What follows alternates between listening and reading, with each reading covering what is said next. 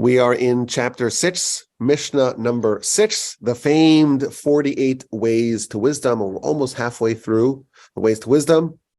We're up to way number 21, b'miut schok, with limited levity.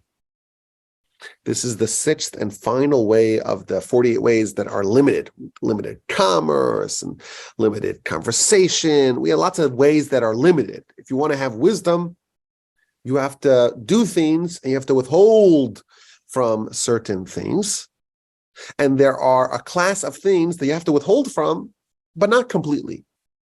And the final one of this cohort, of this group, is levity, which means that to actually achieve wisdom, if someone's unserious, if someone is too, lighthearted, then that is a problem.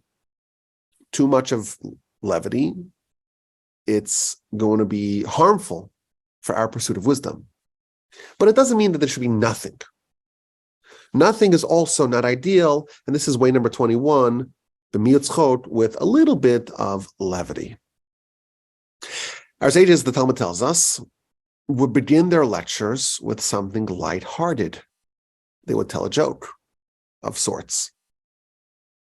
And that would be the way, Rashi tells us, to open their heart, to make them receptive. If someone's a little too serious, a little too humorless, someone like that, we're told, surprisingly in the Talmud, even though, of course, the pursuit of Torah is a very serious thing, but too much seriousness, it's actually not the ideal setting for serious study. If we want to have wisdom, we have to open up the heart. The heart has to be receptive. If the heart's closed up, no matter how much wisdom there is, it won't penetrate. Well, how do you open up the heart? So one of the tactics that our sages deployed was a little bit of humor. You start with something a little bit more lighthearted, a little bit less serious, a little touch of levity, and that can open the heart, open up the portals for the wisdom to enter. The commentaries note that if someone is very, very, very, very serious, and they're not joyous at all, and they're not happy at all, they're actually not a candidate for prophecy. One of the prerequisites for prophecy is happiness, is joy. God will not rest upon a prophet for the sake of prophecy unless he is joyous. And even Jeremiah, while writing the book of Lamentations via prophecy, he was joyous. He was able to separate, so to speak, create the Chinese wall between being happy and being joyous and still being sad about the content of his prophecy. When someone has sadness, when someone is sullen, it's actually a spiritual blockade. Joy is needed for any spiritual pursuit, both wisdom and prophecy alike. And therefore, a little joke, some joy, a little touch of levity, that can actually open the heart for wisdom. But what sort of jokes are we talking about? It seems kind of problematic. We have the Sinai revelation, and this is the ideal of Torah study, and it's a very serious event. It's a terrifying event. In effect, we're saying that the heavenly realms, the realm of God, is open to us. That's a wild idea. And we're supposed to have trepidation when we study. Yet we're told a little bit of joy is also appropriate. The Midrash tells us that even though Sinai was a very serious enterprise, there was something very joyous about it. And that balance of seriousness, of trepidation, of recognition that you are exploring the Almighty's wisdom, balancing that with a happiness and a joy and in ecstasy, even if you will, that you get the opportunity to do that, that is the right balance. And if someone finds something which is fitting for the occasion, a nice insight, a little bit on the lighter side, some clever idea, something nice and sharp, some sort of idea or line that is not unbefitting of this atmosphere, of this sacrosanct pursuit. Of course, humor that causes another person pain, that's not at all acceptable. If someone has humor in a way that denigrates things that are important, that changes the perspective from being serious to being unserious, that's not the type of humor that is at all allowed. So someone's not insulting someone, not, God forbid, laughing at someone else's expense, but finding something happy, something joyous that will open up someone's heart to be receptive to wisdom, that actually advances, that accelerates the pursuit of wisdom. There's a very famous rabbi who lived in the 20th century named Rabbi Schwadron. And he would give lectures, and he would say very weighty things, but he was always saying clever lines and jokes. And someone once asked him, we're studying Torah here, why are you always making jokes? Why is everyone laughing? So he said to him, imagine there's a patient, and the patient needs medicine or else they'll die. But the patient is absolutely, categorically refusing to open their mouth. Their lips are firmly clasped shut. What do? How do you save their lives? You giggle them, and they open their mouths, and then you find a little portal through which you could put the medicine in.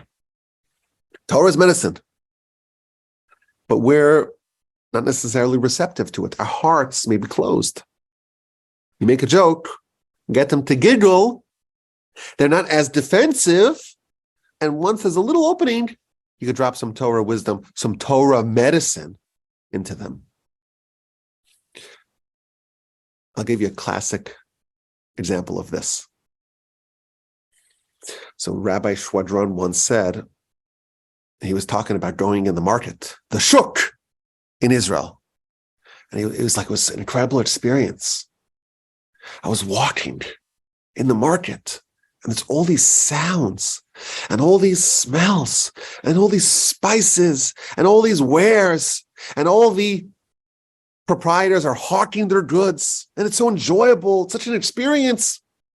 And as I'm there in the market, it's experiencing all this sensual senses being fired, I feel this terrible punch in my chest. And I get disoriented. And I'm trying to enjoy what's happening here. And then boom, someone hits me again. And then I realize I'm actually in the middle of prayer. I'm saying the Amidah prayer. And during the Amidah prayer, there's a part of the prayer that's supposed to strike your heart. Slach lanu v'inu ki chatanu. Forgive us, our Father, because we sinned. So this is a joke, because he's telling us that how anyone who prays with regularity knows that sometimes you're praying and your mind's elsewhere, and you start to daydream, and you have this reverie, and you're in the shuk, and then boom, someone hits you in the chest, and you realize you're actually praying. But that would be a way to kind of convey an idea about the importance of being present while you're praying in a way that it's a little self-deprecating, and in a way that's a little bit more humorous, and that's a way to kind of convey the message. So that form of levity, where it's targeted and it has a specific goal, that is not only tolerable, it is okay, it is good. The Talmud elsewhere tells us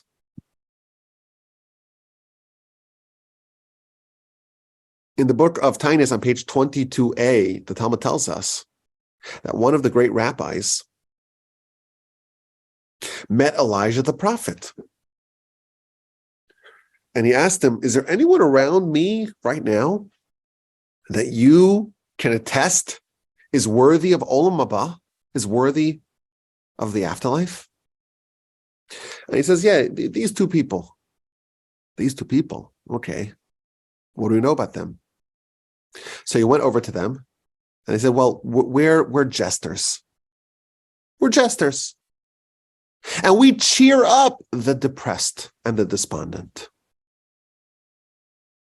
If there are sad people, people who are depressed, people who are downtrodden, and you cheer them up and you raise their spirits, that in itself is sufficient to render such a person meritorious for Olam Haba. So there could be different types of humor, different types of levity. The Talmud tells us that there are scoffers who are not welcome before God. There's a category of people who are so bad and so intolerable in heaven that they're not at all welcome. And these are the scoffers, the cynics, people that anything serious, they're always ready to crack a joke. That form of humor, it's totally unacceptable. But if you cheer up the depressed and you enliven the spirit of the downtrodden, that is a great mitzvah. And that too is an area where levity is good. So to open up the heart and to cheer up others, those are all very positive examples of levity. Now, the Talmud records some very interesting conversations amongst the sages. There's one episode where one of the sages was trying to coax the other into laughing. These sages were very serious. So the Talmud records a conversation where one of the sages, he comes up with the most ridiculous question for the sage. It's so absurd. It's about a woman who has a discharge. She has a baby, but it's not a baby. And then what if someone marries their sister? It's a totally ludicrous question. And the Talmud initially entertains it as a serious question. And the Talmud ultimately concludes it was all a ruse. He was trying to get the other sage to laugh. It didn't work. The other sage was very serious. But the Talmud says that one of the sages wanted to get the other one to lighten up a little bit. And the reason why he was so serious is because he had a different standard. The Talmud tells us that you are not allowed to laugh with an open mouth, with a full mouth in this world. And we'll see why in a bit. Now, what that means is that, yes, with a full mouth, it's actually a violation of the Torah. We don't have a temple. We don't have God in our midst. We're in exile. Like, we're going through a terrible experience as a nation. How could you open up your whole mouth and start laughing? How can you be so joyous to the full extent in such a condition? But on a small scale, in targeted doses, in moderation, a little bit of levity is okay, even encouraged. But this sage who was so stoic, who was granite-like, he was extra stringent. He says, I don't want to get anywhere near full laughter, and therefore even partial laughter, I'm going to avoid. He wanted to keep a safe distance between him and forbidden jocularity. After all, life is very serious. This is important. This all matters. And if someone's unserious, if someone's a jokester, that's a real problem because life is very serious. And yes, a bit of it can be helpful, but there were sages that avoided it completely. There's another story in the book of Nedarim on page 50b, going into 51a, it's talking about the great Rabbi Judah the Prince. He was always very serious. And in fact, on the day that he would laugh, any day that this great sage would laugh, there would be some calamity in the world. He was like the bulwark against any tragedy in the world. And if he kind of lost his seriousness for a little bit, then there would be some sort of devastation in the world. One of his contemporaries was always trying to lighten things up. So Rabbi Judah the Prince tells him, listen, don't make any jokes. Don't do anything, don't say anything that could potentially make me laugh. And if you do, I'll reward you. I'll give you a lot of wheat. So what's going on over here? There was a disagreement about how serious should you be. And Rabbi Judah the Prince was so serious, even though he was incredibly wealthy, he never enjoyed his wealth. He was kind of saying, I'm going to be serious so the whole world can benefit. The other sage thought that Rabbi Judah the Prince would benefit from a little bit of levity. A little bit is appropriate. And the Talmud again tells us a very absurd story where one of the sages gets dressed up, puts on a ridiculous costume, and shows up before the other sage. And of course, the sage starts laughing. It's hysterical. And again, we see this tension where, yes, it is a value to be serious. And yes, a little bit of levity is okay. But there were some sages that took this to the extreme and said, in the condition the world isn't right now, I'm going to be serious at all times. Now, the verse in Psalms tells us that when God returns to Zion, it's going to be so wondrous, it's going to be like a dream. And then our mouths can open and be filled with laughter. And the Talmud tells us in the book of Brachos, page 31a, in this world, you cannot open your mouth full of laughter.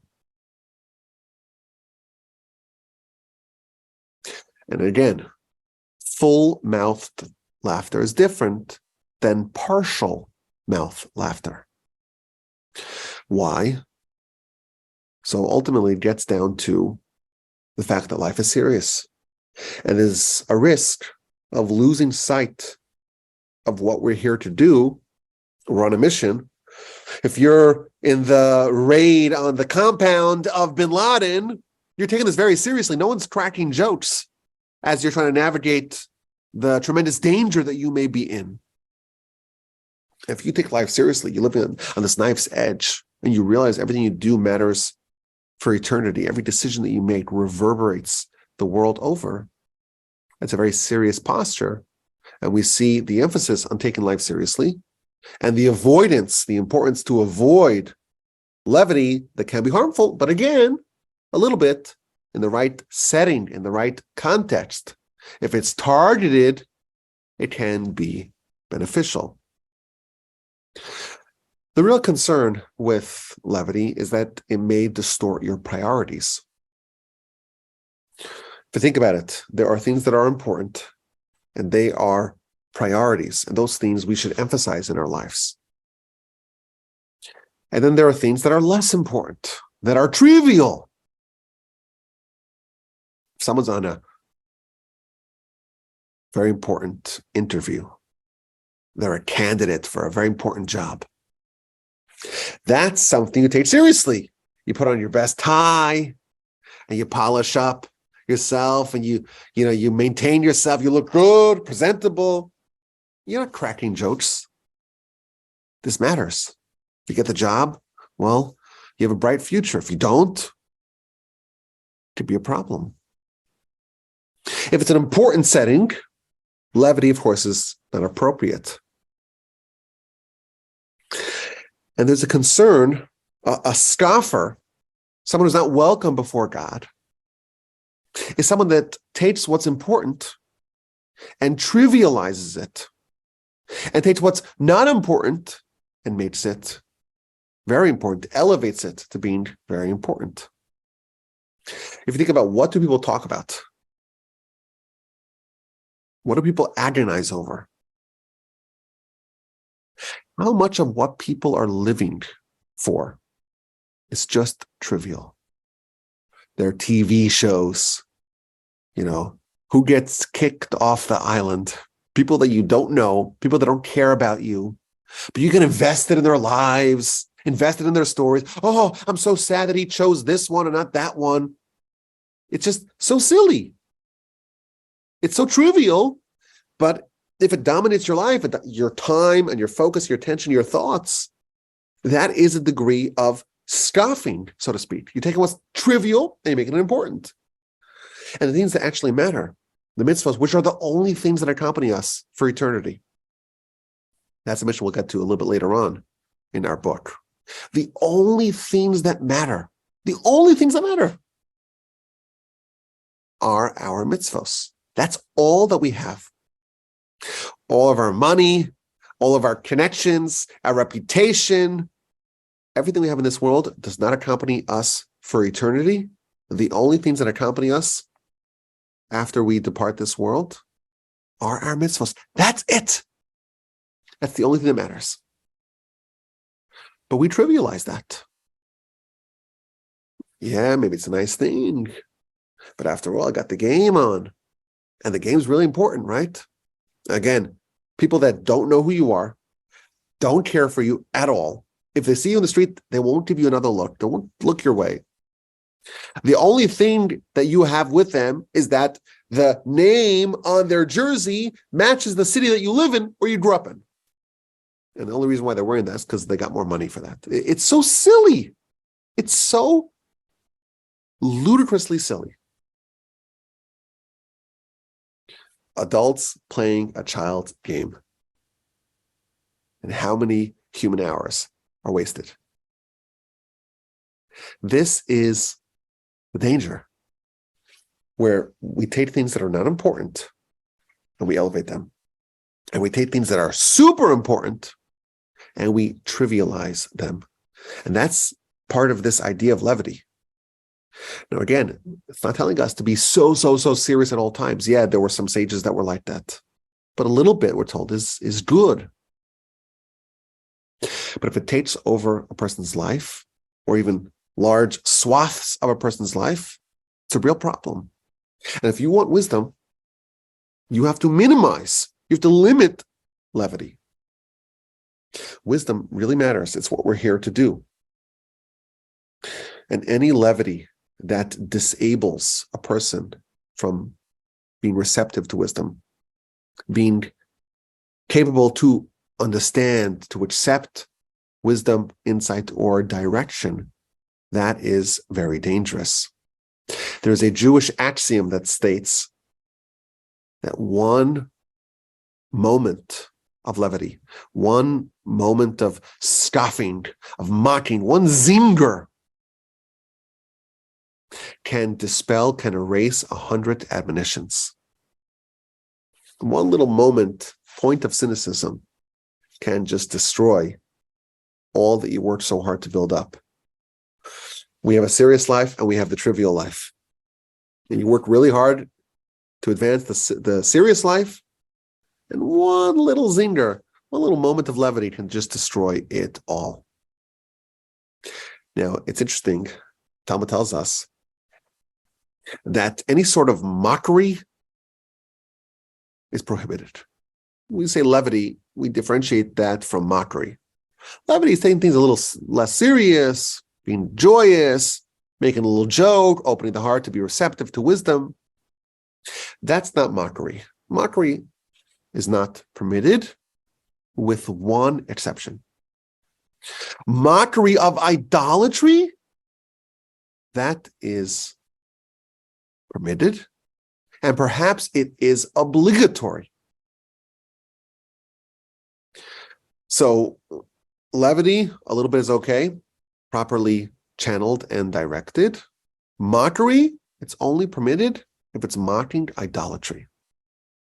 And there's an example of this in the Torah.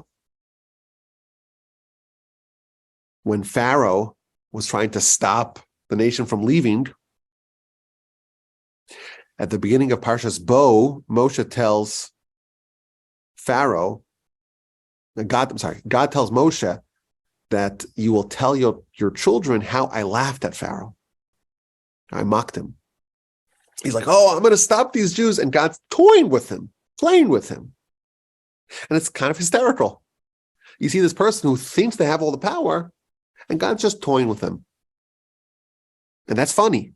And that kind of laughter, where you're laughing at just the futility of Pharaoh, the idol, trying to overcome and override God, that sort of mockery is permitted, but all other sorts of mockery are prohibited. Now, there's a very interesting and informative essay in Mesilas Yesharim, in The Way of the Upright, chapter 5. He uses very strong language on the dangers of levity. He compares it to someone who's drowning in a great sea, and people who are always joking, who never take things seriously. Their heart, which is their touch point with wisdom and growth and advancement, gets destroyed. And their capacity to have reason and logic penetrate is disabled. And they're like a drunkard, and they're like a dim-witted person, and you're not giving them any direction or advice or guidance. And they'll refuse to accept any rebuke or any helpful tips. And he quotes the sages. The sages tell us that levity can accustomize a person to promiscuity, because once someone is not serious, they could get into a pattern that, like a slippery slope, will lead them to very grave misdeeds. And you have to avoid that by being mindful, by paying attention to what's happening, about life, thinking about life, thinking seriously about life. And when someone's laughing and always joking and always scoffing and always mocking and always being cynical, those activities remove these thoughts about what am I here for? What's life really about? How am I ensuring that my behavior is compliant with the kind of life I want to have and the kind of legacy I want to leave?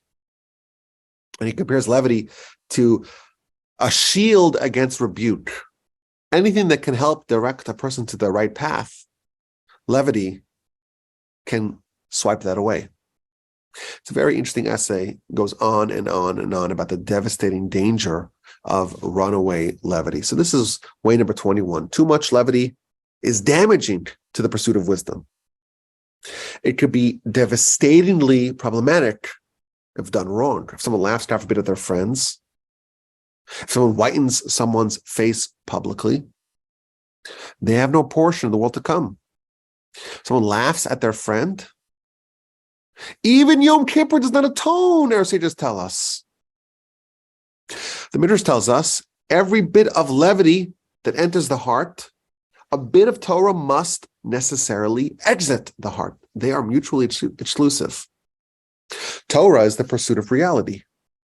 Levity is the trivialization of reality, and they cannot coexist. But there is a type of levity that's helpful, that opens the heart to wisdom, that makes a person more receptive to wisdom. And again, not insulting anyone, but some sort of targeted dose of levity can help advance the cause of pursuit of wisdom. Way number 21, b'miutzchok, with limited levity, maybe a little dose in moderation, done properly, but not too much to distort the priorities of life. I appreciate your attention. My email address is rabbiwolbe@gmail.com. I hope to hear from you with any questions, any comments, or any feedback.